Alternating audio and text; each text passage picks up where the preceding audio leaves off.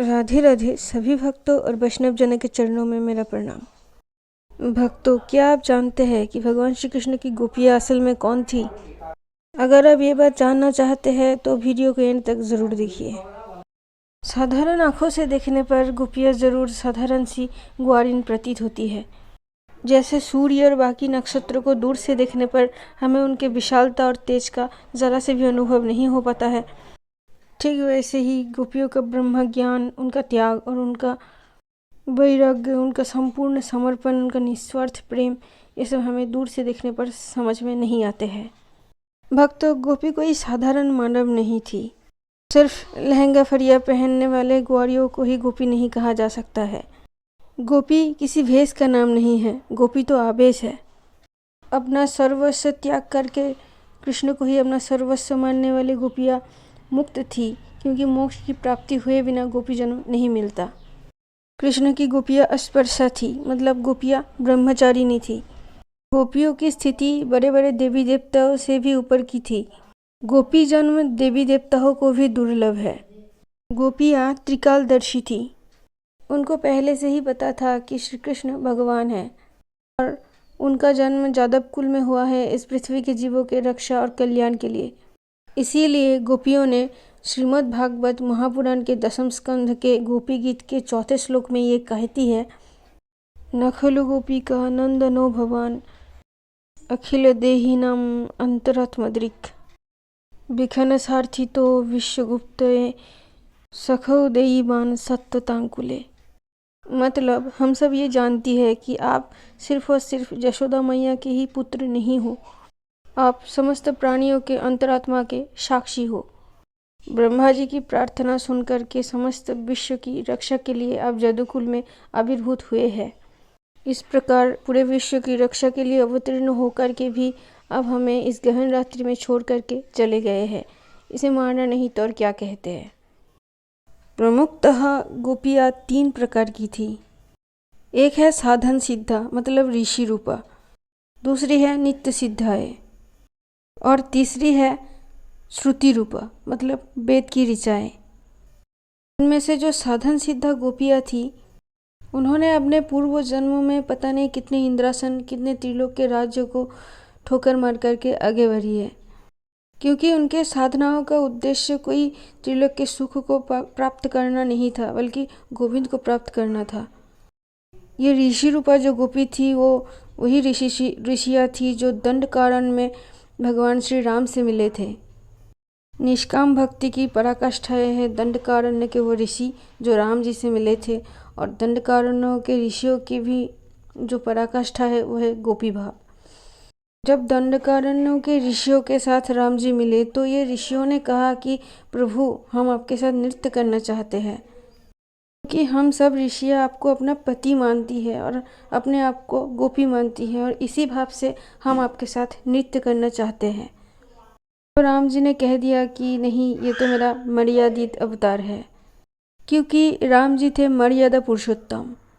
इसीलिए राम जी ने कहा कि प्रिय ऋषियों, इस त्रेता युग में तो मैं आपके इन कामनाओं को पूर्ण नहीं कर सकता हूँ, लेकिन द्वापर युग में मैं लीला पुरुषोत्तम श्री कृष्ण बन करके ब्रज में प्रकट होऊंगा, और तब तुम सब गोपियाँ बन करके आना, और फिर मैं तुम्हारी इस इच्छा को पूर्ण करने के लिए तुम सभी गोपियों के साथ महारस अवश्य करूँगा। श्री कृष्ण की गोपियाँ मुक्त थी, ये मैं पहले भी कह चुकी हूँ, और जो लोग मुक्त हो जाते हैं एक बार, फिर उनमें और भगवान में कोई भेद नहीं रह जाता है, क्योंकि मुक्ति उसी को कहते हैं जो प्रभु में मिल जाए, फिर उनके स्वरूप हो जाए या फिर उनके धाम में उनका वास हो जाए। तो उस हिसाब से अगर देखा जाए तो गोपियों में और श्री कृष्ण में कोई भेद था ही नहीं और है भी नहीं। भक्तों, महाराज के समय पर गोपियों की संख्या करोड़ों में थी। तब श्री कृष्ण की उम्र 7 से 8 साल की करीब होगी, और गोपियों की उम्र की कोई सीमा नहीं थी। 8 से 80 तो 150 साल की गोपियाँ भी वहाँ मौजूद थी। गोपी तो बस एक भाव है, इसीलिए वहाँ किसी पुरुष का प्रवेश नहीं था रास मंच पर, इसीलिए वहाँ जोगीराज महादेव भी पहुँचे गोपी बन करके। आज भी वृंदावन में वो गोपेश्वर महादेव के नाम से जाने जाते हैं। भक्तों, इन गोपियों में से जो नित्य सिद्धाएँ थी, वो भगवान श्री कृष्ण और राधा रानी के अंश स्वरूपा है। राधा रानी के 8 सखियाँ नित्य सिद्धाए गोपी थी, जो कि भगवान की तरह ही नित्य है तथा जन्म और मृत्यु से परे है। कहा जाता है कि इरा, पिंगला, सुषुम्ना आदि हजारों नारियां भी गोपी बनी थी, और क्या पता कि आज्ञा, सहस्रार जैसी 7 चक्र भी गोपी बनी हो, और संगीत के आरोह और अवरोह के सभी सप्त स्वर भी गोपी बनी हो। जो श्रुति रूपा गोपियाँ थी वो थी वेद की ऋचाएँ। वेद की ऋचाओं की भी इच्छा थी कि वो श्री कृष्ण के संग नृत्य करे। इसीलिए भगवान नारायण ने वेद की ऋचाएँ यानी श्लोकों को ये आदेश दिया कि मैं जब कृष्ण बन करके ब्रजभूमि पर अवतीर्ण होऊंगा तो फिर तुम सब ऋचाएँ भी गोपी बन करके जरूर रहना। गोपी शब्द में गो मतलब इंद्रिया। गोपी शब्द का यह मतलब है कि वो अपने हर एक इंद्रियों से कृष्ण रसास्वादन करे, वो गोपी है। गोपी का जन्म कोई अपने पुराने कर्म फलों को भोगने के लिए नहीं हुआ है, और गोपी अपने किसी भी इंद्रिय से इस पृथ्वी के कोई भी सुख या दुख को भोगने के लिए यहाँ नहीं आई है। गोपियाँ अपनी हर एक इंद्रियों से, अपने हर एक रोम रोम से कृष्ण रसास्वादन करना चाहती है और करना जानती भी है। गोपी के लिए अपना सुख कोई मायने नहीं रखता। जो चीज़ श्री कृष्ण को सुख दे वही गोपी के लिए सुखकारी है, और जो प्रभु को दुख दे वही गोपी के लिए दुखदायी है। गोपी अपने हर इंद्रियों से कृष्ण भक्ति करती है। गोपी का ये बात किसी को पता नहीं लगता, क्योंकि गोपी मतलब गोपनशिला, जो कि अपने कृष्ण प्राप्ति की हर बात को गोपन कर जाए वही गोपी है। गोपी को देख करके कोई ये बता नहीं सकता कि वो भगवत प्राप्त है, वो ब्रह्मवेत्ता है। गोपी अपना सब कुछ छोड़ करके श्री कृष्ण के पास आई है। श्रीमद् भागवत के गोपी गीत के 16वें श्लोक में गोपी ये कहती है कि पति सुतान्वय भ्रातृ बांधव नति विलंघते अंतच्युता गता। मतलब है प्रभु, हम अपने पति, पुत्र, सजन, बंधु और परिजन, परिवार सबको त्याग करके उनकी इच्छा के विरुद्ध हम आपके पास आई है। यहाँ पति का मतलब है धर्म और पुत्र का मतलब है कर्म। अर्थात गोपी ये कह रही है कि हम अपने सभी धर्म, कर्म, सभी वेद, मर्यादा, मान सब कुछ त्याग करके आपके पास आई है। मतलब मेरा अब मुझ में कुछ न रहा है। गोपियाँ अपनी सारी आनंद, अपने सारा सुख और अपने श्वासें भी गोविंद के चरणों में अर्पित करना जानती है। इसीलिए भगवान श्री कृष्ण भी गोपियों से ही सबसे अधिक प्रेम करते हैं। प्रभु द्वारिकाधीश के रानियाँ भी इस बात को कभी समझ नहीं पाते हैं कि प्रभु श्री कृष्ण उन सभी को छोड़ करके गोपियों को इतना प्रेम क्यों करते हैं। द्वारिकाधीश अपने 16,108 पत्नियों के संग रहते हैं, लेकिन फिर भी उनकी आंखों में आंसू आ जाते हैं गोपियों के बातें सोच करके। वो गोपियों को याद कर करके रोते हैं। प्रभु द्वारिकाधीश ने जब इस बात को जाना कि उनके रानियाँ उनके इस गोपी के प्रति जो प्रेम भाव है इस बात से परिचित नहीं है, तो फिर कृष्ण ने सोचा कि क्यों ना अपने रानियों को गोपियों के प्रेम के प्रति परिचित किया जाए। एक दिन फिर द्वारिकाधीश श्री कृष्ण छल करके अपने बिस्तर पर लेटे रहे और उन्हें तेज बुखार था। द्वारिका के सभी वेद इस बात पर फेल हो गए कि भगवान के जो बुखार है वो तो उतर ही नहीं रहा है, किसी भी दवा कोई भी काम नहीं कर रहा है। तो प्रभु के रानियों ने प्रभु से पूछा कि आप तो भगवान हो, आपको तो पता ही होगा कि आपके बुखार कैसे उतरेंगे। तब श्री कृष्ण ने कहा कि हाँ, एक उपाय तो है। अगर मेरे कोई प्यारे भक्त अपने चरण धूल ला करके मेरे मस्तक पर दे दे तो फिर मेरे मस्तक पर उसकी लेपन मात्र से मेरे बुखार उतर जाएंगे और मैं बिल्कुल ठीक हो जाऊंगा। और श्री कृष्ण ने ये भी कहा कि अरे रानियों, तुम तो मेरे सबसे बड़े भक्त हो ना, तो देर मत करो, अपनी अपनी चरण धूली दो और मेरे माथे पर लेपन कर दो। ठाकुर जी के रानियों को इस बात पर बड़ा गर्व था कि हम ही उनके सबसे बड़े भक्त थे। इसीलिए उनको भगवान ने कहा कि आप अपना चरण धूल मुझे दे दो। लेकिन कोई भी रानी इस बात के लिए राजी नहीं हुए कि वो अपना अपना चरण धूल प्रभु के मस्तक पर दे दे, क्योंकि वो तो भगवान है, उन्हें अपना चरण धूल हम कैसे दे सकते हैं। उन्हें अगर हम अपना चरण धूल दे देते हैं तो फिर हमें तो नरक में जाना पड़ेगा, कितना बड़ा पाप हो जाएगा हमसे। ये सोचकर कोई भी रानी आगे नहीं आई अपना चरण धूल प्रभु के मस्तक पर देने से। तो फिर वहाँ नारद जी आए। तो नारद जी को प्रभु ने बोला, अरे नारद, तुम तो मेरे बहुत बड़े भक्त हो, दो अपना चरण धूल मेरे मस्तक पर दे दो। तो फिर नारद जी भी राजी नहीं हुए, बोले प्रभु ये आप क्या बोल रहे हैं, हम कैसे अपना चरण धूल आपके मस्तक पर दे सकते हैं। आपको चरण धूल देने से हमें नरक में जाना पड़ेगा और कितना बड़ा पाप, इतनी बड़ी पाप मैं नहीं कर सकता। तो इसलिए नारद जी भी इस बात को मना करिए कि नहीं, हम अपने चरण धूल आपको नहीं देंगे। तब श्री कृष्ण ने कहा कि नारद जी, तो फिर आप जाइए और कहीं से मेरे किसी भी भक्त के चरण धूल ले आइए, वरना मेरी बुखार नहीं उतरेगी। तो नारद जी इस खोज पर निकल पड़े कि प्रभु के कितने भक्त थे और सभी भक्तों के पास जा कर के उन्होंने अपना चरण धूल मांगा। लेकिन हर भक्त का बस यही कहना था कि हम अपना चरण धूल प्रभु को कैसे दे सकते हैं, हम तो नरकगामी हो जाएंगे, हमें इतना बड़ा पाप हम नहीं कर सकते। तो फिर किसी ने नहीं दिया। तो फिर अंततः नारद जी हरे थके फिर प्रभु के पास आए और बोले कि प्रभु, आपके कोई भी भक्त इस बात के लिए राजी नहीं हो रहा है, कोई भी आपको अपना चरण धूल देने के लिए बिल्कुल भी राजी नहीं है। तो फिर श्री कृष्ण ने कहा कि तुम हर जगह तो देखा है, क्या तुम वृंदावन गए थे मेरे गोपियों के पास? वहाँ एक बार ज़रूर जाओ और फिर वहाँ मेरे लिए चरण धूल मांग के ले आओ।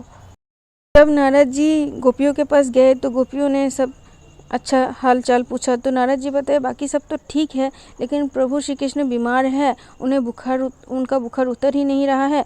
तो वैद्य ने कहा है कि उनका जो बुखार है वो किसी भक्त के चरण धूलि को मस्तक पर लगाने से ही उतरेगा।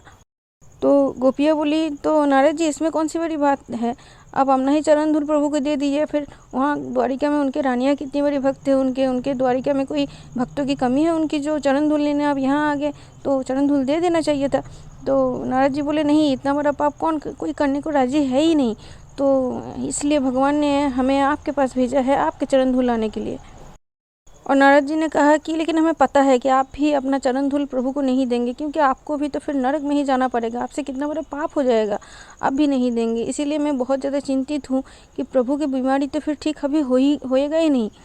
तो गोपियों ने कहा, अरे नारद जी, बस इतनी सी बात है, लो हम सभी अपना अपना चरण धूल आपको देते हैं, आप ले जा करके श्री कृष्ण के माथे पर इसको लेप दो, तो फिर प्रभु ठीक हो जाएंगे। तो नारद जी ने गोपियों से कहा, अरे गोपियाँ, तुम्हें अपनी पापों की चिंता नहीं है, तुम सब नरक में जाने वाली हो, प्रभु को कोई अपना चरण धूल देता है भला? तब गोपियों के उत्तर सुन करके नारद जी दंग रह गए। गोपियाँ कहती हैं, नारद जी, अगर हमारे चरण धूल को लगाने से प्रभु ठीक हो जाते हैं तो ऐसा चरण धूल हम उनको रोज देना चाहेंगे। हमें तो हमेशा हमारा गोविंद मुस्कुराता हुआ चाहिए, बस हमें और कुछ किसी भी चीज़ की कोई लालसा नहीं है। और रही बात हम सभी के नरक जाने की, हमारी पाप की, तो हे नारद जी, अगर किसी काम को करने से हमारे गोविंद की बीमारी ठीक होते हैं, वो खुश रहते हैं, वो स्वस्थ रहते हैं, तो ऐसे कामों के लिए अगर हमें नरक जाना भी पड़ता है तो हम एक बार क्यों, हम अनंत कालों तक नरक के जो दर्द होते हैं, जो यंत्रणाएँ होते हैं, उन्हें भोगने के लिए तैयार है। गोविंद तेरे सुख में सुख हमारो, तू नयनन को उजियारो। भगवान श्री कृष्ण के बाकी भक्तों को इस समय पर चिंता थी तो केवल अपनी पाप पुण्य और नरक की चिंता थी, लेकिन गोपी को चिंता थी तो बस गोविंद की चिंता थी। सच्चा प्रेम तो ऐसा ही होता है। भक्तों, गोपी होना कोई आसान बात नहीं है, कोई 2-4 जन्मों की साधनाओं की फल गोपी नहीं है, करोड़ों जन्मों की साधनाओं का फल है गोपी। ब्रज के संत कहते हैं कि हीरा खरीदना आसान है, लेकिन गोपियाँ तो हीरे की खान है, और एक एक हीरे की खान को बनाना कोई 2-4 दिनों का काम नहीं है। पृथ्वी को पता है कि करोड़ों युगों तक उसको कितनी मेहनत करनी पड़ी है हीरों के खानों को बनाने के लिए, वैसे ही बनती है गोपी। करोड़ों जन्मों की तपस्याओं का फल जब एक एक कर करके जमा होता है तब मिलता है गोपी जन्म, और करोड़ों जन्मों के साधनाओं के फल जब एकत्रित हो जाते हैं फिर भी गोपी जन्म तभी मिलती है जब राधा रानी श्री किशोरी जी की कृपा मिलती है, क्योंकि उनके कृपा के बिना गोपी जन्म संभव नहीं है। और वो जो कृपा है जो कि गोपी बना दे, वो कृपा स्वयं श्री कृष्ण भी नहीं कर सकते, वो तो राधा रानी ही कर सकती है। क्योंकि गोपियों के अंदर जो कांत भाव था श्री कृष्ण के प्रति, वो तो सिर्फ राधा रानी ही दे सकती है, कोई और नहीं। गोपियों के कानों में जब एक बार कभी भी कृष्ण नाम सुनाई पड़ जाता था तो कहते हैं ब्रज के संत की गोपियाँ कई दिनों तक मूर्छित पड़ी रहती थी समाधि में, उनकी समाधि टूटती ही नहीं थी। साधन सिद्धा गोपियाँ इस बात को प्रमाणित करती है कि साधना के पात्र में ही भक्ति रस ठहरती है। गोपियों को खुद की सुध कभी नहीं रहती थी। गोपी गीत के अंतिम श्लोक पर गोपियाँ ये कहती है, जत्ते सुजात चरणम बुरुहंस्तनेश भिता स्नेह प्रिय दधिमहि कर्कशेषु तेनाट विमटसी तत् व्यथते न किंचित् कुर्पादिर्भिर्भ्रमति धीर्भ बदायुषं न। इसका मतलब है कि हे श्री कृष्ण, आपके चरण कमलों से भी अधिक कोमल है और आज इस रात्रि में आप हमसे छिपे छिपे इस बन भटक रहे हैं, तो आपके वो कोमल कोमल चरण पता नहीं कहाँ कंकर और पत्थरों पर पड़ रहे हैं और आपके चरणों को, आपके कोमल चरणों को पत्थर और कंकर जो चुप करके दुख दे रहे हैं, इस बात से हम सब दुखी है। हमें यही बात सताई जा रही है कि हमारे कारण आपको बन आज भटकना पड़ रहा है। आपको प्राप्त करके हमें जो सुख मिलेगी, हमें उस सुख की चिंता नहीं है, लेकिन आपको थोड़ा सा भी कष्ट हो ये हमारे लिए असहनीय है। प्रभु, आपके वो कोमल चरण जिनको हम अपने कठोर वक्षस्थल पर रखने से भी डरती है, आपके वो सुकोमल चरण कांटे पत्थर कंकर के आदियों के बीच बन भटक रहा है, ये सोच कर के भी हमें चक्कर आ रहा है और हम अचेत होती जा रही है। प्रभु, आपके चरण बहुत ही संवेदनशील है और आपके चरणों को हम अपने हृदय पर भी रखने से डरती है। कहीं हमारे हृदय के अंदर जो विरहाग्नि प्रवाहित हो रही है, उसकी जरा से भी उष्णता से आपके चरणों को कोई कष्ट न पहुँचे। इसीलिए हम अपने हृदय पर, अपने वक्षस्थलों पर शीतल चंदन का लेप कर करके आई हैं, ताकि हमारे हृदय जो कि विरहाग्नि से जल रही है, वहाँ पर जब आप अपने चरण को रखो तो फिर आपके चरणों में फफोले ना पड़ जाए उष्णता से और आपके चरण सुरक्षित रहे और हमारे हृदय और हमारे वक्षस्थल पर लगे शीतल चंदनों के लेप से आपके सुकोमल चरणों को ठंडक का एहसास हो। भक्तों, यहाँ एक बात बताने की आवश्यकता है कि यहाँ इस श्लोक पर गोपियों ने अपने जलती हुई विरहाग्नि की वर्णना दे करके कोई अतिशयोक्ति नहीं की है, ये सत्य है। गोपियों के हृदय के जलती हुई विरहाग्नि से प्रभु के चरणों को फफोले पड़ जाना ये कोई साहित्य का विषय नहीं है, इसीलिए यहाँ कोई अतिशयोक्ति का प्रयोग नहीं किया गया है। ये सर्वथा सत्य है, क्योंकि इस दुनिया के साधारण से दुख दर्द, जो एक दूसरे से दूर रहने का जो दर्द होता है, वो बहुत ही छोटी सी चीज़ होती है, लेकिन भगवान श्री कृष्ण के याद में तड़प करके रोने में जो हृदय में विरहाग्नि जलती है, वो बहुत ही ज़्यादा तेज़ है। वो कोई साधारण मनुष्य शरीर सहन कर ही नहीं सकता, वो तो सिर्फ गोपियाँ ही सहन कर सकती हैं। क्योंकि जब द्वारिका में मीरा जी भगवान श्री कृष्ण के विरह में अचेत हुए पड़ी रहती थी कई दिनों तक, तब कहा जाता है कि उनके मुख से जहर खाने के बाद जो निकलते हैं मुख से झाग, ऐसे झाग निकलता था और उनका शरीर ऐसा फूल जाता था मानो मतलब वो मरी चुकी है ऐसे। तो इतना जो विरह का दर्द है वो कोई साधारण मनुष्य शरीर जो है सहन कर ही नहीं सकते, तो गोपियाँ या फिर कोई देव दुर्लभ शरीर ही सहन कर सकती है। ऐसा ही एक विरह हुआ था भगवान राम के पिता श्री दशरथ जी को। जब भगवान राम उन्हें छोड़ करके वन के लिए निकल गए तो फिर दशरथ जी का प्राणांत हो गया, क्योंकि प्रभु के मिलने के बाद बिछड़ जाने में जो विरहाग्नि हृदय में उत्पन्न होती है, उसको मनुष्य शरीर सहन कर ही नहीं सकता है, इसलिए उसका प्राणांत हो जाती है। तो फिर सोचिए गोपियाँ कितने देव दुर्लभ देहधारी थे कि वो इतने सारे विरह को भी हंस करके सह जाती है और कहती है कि प्रभु, कहीं आपके चरण में कंकर पत्थर कांटे ना चुभ जाए, इसलिए आप लौट आओ। इसलिए नहीं कि हम विरह में तड़प रही है, ये तो हम हंसकर सह लेंगी, लेकिन आपके चरणों को जो कष्ट हो रहा है वो हम बिल्कुल नहीं सहन कर पाएंगी। गोपियाँ अंदर और बाहर से कृष्णमय थी। जब महाराज के समय भगवान श्री कृष्ण ने बांसुरी बजाई थी तो गोपियाँ वो बांसुरी सुन करके खुद में नहीं रही थी, और गोपियाँ जो बांसुरी उस दिन सुन पाई थी वो बांसुरी फिर उनके घर वालों ने नहीं सुन पाई थी। इसीलिए किसी किसी साधन सिद्धा गोपियों को उनके घर वालों ने, उनके पतियों ने रोक लिया था।